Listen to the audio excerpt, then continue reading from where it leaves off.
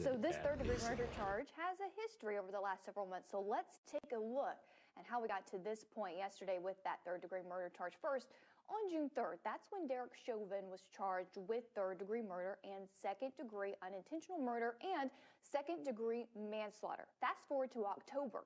Judge Peter Cahill kicks out the third-degree murder charge after Chauvin's defense files a motion to drop it.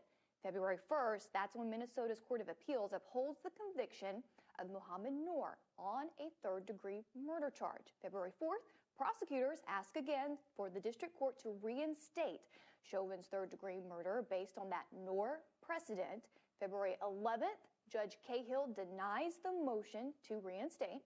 February 12th, Minnesota Attorney General Keith Ellison files an appeal for a ruling on that judge's refusal. March 1st, the appellate court hears arguments. March 5th, the appeals court says its ruling becomes precedent as soon as it's filed. And then on March 11th, Judge Cahill reinstates that third-degree murder charge yesterday. It was a big deal, so I want to break it down and talk about it with my guests today. We have Vinoo Varghese and David Lundgren here, both criminal defense attorneys. Good morning, gentlemen. Thank you so much for joining me today. Good morning. Good morning. All right, Vinoo, I'll start with you on this whole decision here for reinstating the third-degree murder charge. It's something the prosecution has tried multiple times, like we just explained, to get back on the table.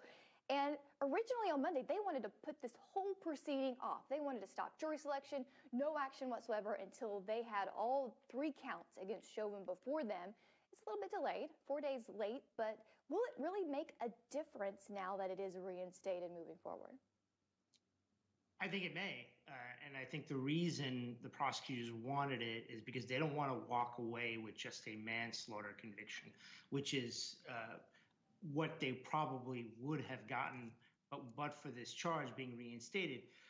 Minnesota's third-degree murder statute says that for Chauvin, he must have caused the death of another by perpetrating an act eminently dangerous to others and evincing a depraved, evincing a depraved mind without regard for human life. I don't believe the third-degree murder charge applies here. And I had written that in an op-ed that was published in the New York Law Journal and law.com over the summer right after Chauvin's arrest. But, the Minnesota Court of Appeals says otherwise, and the judge is bound by it. I think this gives prosecutors a real chance to get this because jurors are going to look for some type of compromise verdict. I mean, they're going to know that the second-degree murder doesn't apply, and they're going to feel bad about just giving him manslaughter.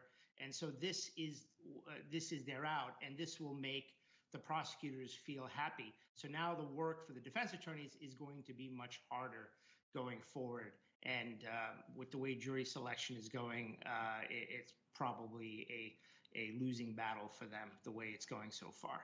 Let's look more specifically at the charges that Derek Chauvin is facing. This is what the jurors will have to unpack and consider, and we can tell based on voir dire that the jurors we have so far are real particular. And for second degree, that's the top count here. It's unintentional homicide, and under the law it says a person causes the death of a human being without intent to affect the death of any person while committing or attempting to commit a felony offense. And like you said, maximum sentence of 40 years. So, Vinoo, I want to go to you about this top charge. It wasn't originally charged for him on the table. The prosecutors upgraded it about a week or so later to second-degree unintentional murder. But here, basically, the prosecution has to prove intent to commit that underlying felony. They're kind of going back and forth with jury instructions in the court file as far as what specific intent is necessary here. So speak to that, as a criminal defense attorney, how you would want to overcome that specific attempt and how you would argue whether or not it's the act or the harm of that underlying felony that would be relevant for the jury to consider. Well, as an initial matter, this was, in my view, improper, and this is what I had written about in my op-ed, that Ellison coming in, listening to the clamor, the noise, the din of the crowds, people demanding more. I mean, look, these cops were fired the next day and charged immediately. That's unprecedented. You don't see that happening anywhere else. And I compared it to the choking incident with Eric Garner, where that cop, Pantaleo, that was in New York, wasn't fired for 5 years, much less ever charged. So, this was an extraordinary thing that they moved so quickly. But then Ellison coming in, adding this charge, I mean, it's a charge that it's just, I don't see how they're going to prove it.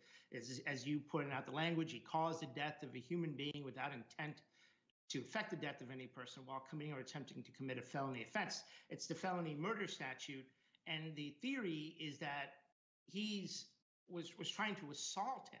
How is a police officer affecting a lawful arrest? I mean, they had probable cause to arrest. The video shows George Floyd resisting arrest.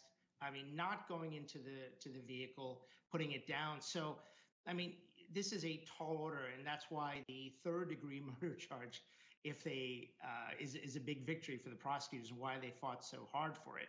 I mean, it doesn't seem to me that it's at all a viable charge. Looking forward to the jury selection that is about to begin inside the Hennepin County Courthouse at any moment.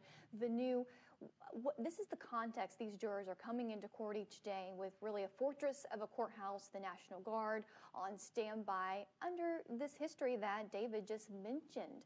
It's kind of like the elephant in the room, but it's going to be obvious to them. How do you think these potential jurors are feeling coming in, being a part of this case, and how they may take all of that into context as they hear the evidence inside the courtroom? Well, we know the lady that had the type 1 diabetes. She was thrilled to get her jury summons, and I think some of them are really excited to be part of this.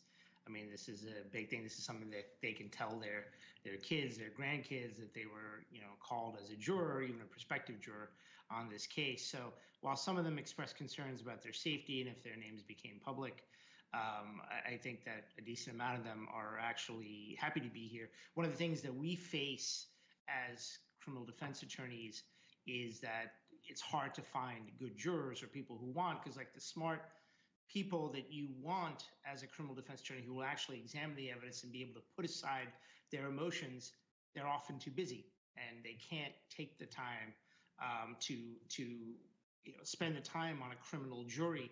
And so that leaves often people that you never want to deal with on your jury. There's an expression that, what you're left, anybody that gets selected for a jury was too stupid to get out of it. And that's unfortunate. It shouldn't happen.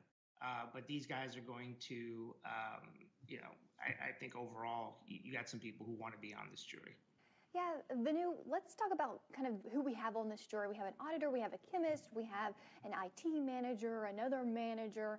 Seem to be people who come across confidently during the questioning and answering with the attorneys. How do you think this strategy, if you're sitting there in the courtroom, you're thinking, okay, this is who we have so far, how do you think they'll interact once they get to the jury deliberation room? What does this mean, do you think, for deliberations, just based on this limited background we do know about the 6 so far on the panel? Well, the other day I was on with Ted Rowlands and we were talking about the chemist, and I think that was a very bad move for the defense to keep him on. I understand why they want a chemist to look at this, because George Floyd had drugs in his system and he was high on fentanyl and meth. But he gave so many answers. He said he never saw the video. He had gone to visit the crime scene. So you have him. You have some of the people you mentioned. You want in a jury, as a defense attorney, a couple of strong personalities that hopefully will conflict with each other, and that will create a dissension, because you always want the opportunity. It's a win for the defense when you walk out of the courtroom with your client. So if there's a mistrial, that's a win, and you have the advantage on the second if there's a retrial, because you've seen all the evidence the prosecution has put forward. I can tell you that there's some other things that are really interesting here. You have the prosecution taking a role criticizing the defense for striking racial minorities, particularly 2 Hispanic jurors. I mean, you have a history. I mean, prosecutors all over the country tend to strike racial minorities on their jury, and now they're accusing the defense of doing it. The flip side, I mean, it's kind of an interesting thing to watch. The flip side of this is that the defense attorney, I think, has burned some peremptory challenges that he didn't need to. He had people on there that who were giving so many answers, and he's not doing a good job of voir direing. He's asking questions like, well, you'll be fair and impartial, right? That's for the judge to say. not him. Let the judge say that, because the judge is going to try to rehabilitate everyone. What he's got to say is, okay, look, you have intense pressure on you.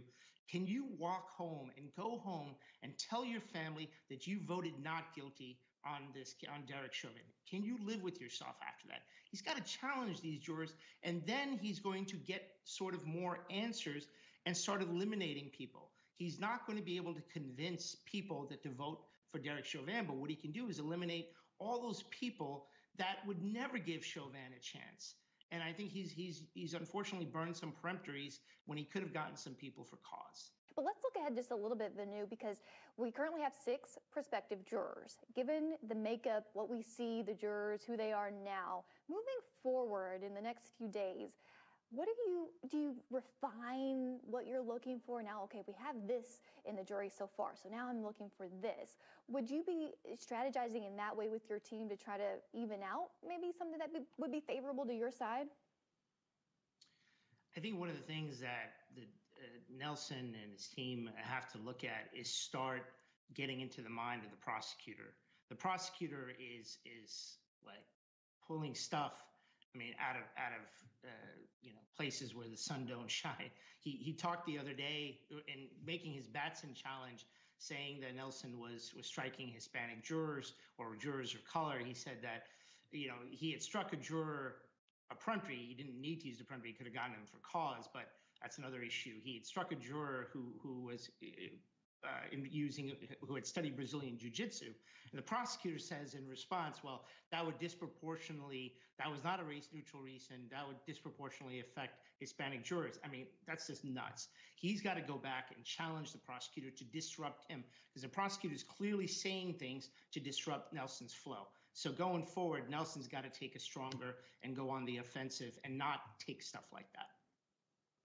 Yeah, well, Vinoo and David, I hear that they are assembling inside the courtroom at the Hennepin County Courthouse, so we're going to take a quick break. Don't go anywhere, because we'll take you directly inside that courthouse right after this.